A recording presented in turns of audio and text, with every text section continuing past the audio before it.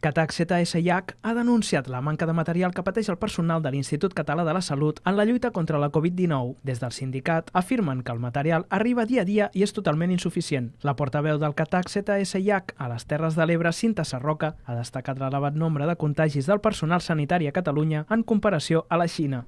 Denunciem la manca de material i de protecció que tenen els nostres treballadors.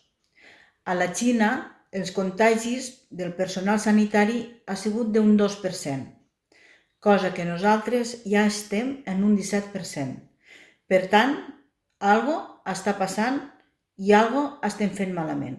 També assenyalen que els EPI són equips de protecció individual i, per tant, han de ser d'un sol ús per a cada procediment i torn de treball. Per contra, Sarroca adverteix que s'han posat en marxa serveis d'esterilització en diversos hospitals i s'està reutilitzant el material fins a 3 vegades. En diversos hospitals s'han posat en marxa serveis d'esterilització que esterilitzen els equips de protecció individual fins a 3 vegades, en contra de les recomanacions dels fabricants. Les recomanacions que hi ha és que siguin d'un sol ús i d'un sol procediment.